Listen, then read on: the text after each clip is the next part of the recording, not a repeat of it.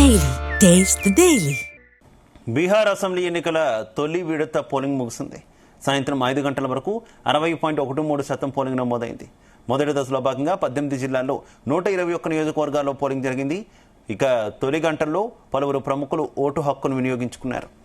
బెగుసరాయ్ నియోజకవర్గంలో అత్యధికంగా 59.82% పోలింగ్ నమోదైంది. పాట్నాలో మధ్యాహ్నం 3 గంటల వరకు అత్యల్పంగా 48.69% పోలింగ్ నమోదైంది. సాయంత్రం 5 గంటలకు 60.13% పోలింగ్ నమోదైనట్టు ఎన్నికల అధికారులు తెలిపారు. ఇక పోలింగ్ ముగిసిన సమయంలో క్యూలో నిలబడిన వారికి ఓటు వేసే అవకాశం కల్పించారు.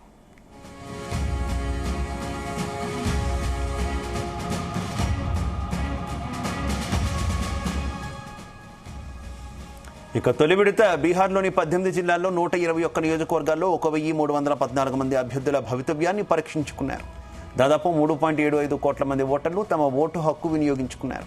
పాట్నా, దర్భంగా, మాదేపుర, సహర్సా, ముజఫర్పూర్, గోపాల్గంజ్, సివాన్, సరన్, వైశాలి, సమస్తిపూర్, బెగుసరాయ్, లఖీసరాయ్, అలాగే ముంగేర్, షేక్పుర, నలంద, బక్సర్ మరియు భోజ్పూర్లలో మొదటి దశలో ఓటింగ్ జరిగింది.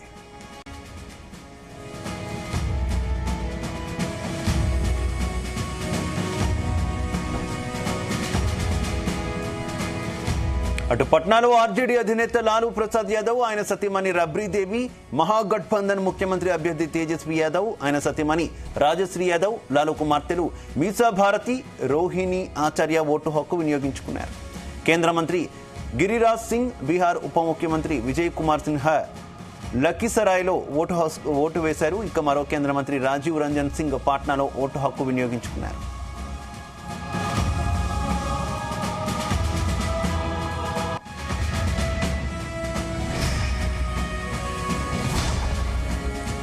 కేంద్ర మంత్రి నిత్యానంద్ రాయ్, ఆయన సతీమణి హజీపూర్లోని పోలింగ్ కేంద్రంలో ఓటు వేశారు.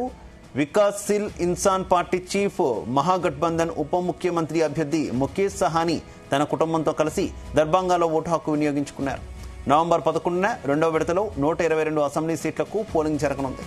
నవంబర్ 14న ఫలితాలు వెల్లడి కానున్నాయి.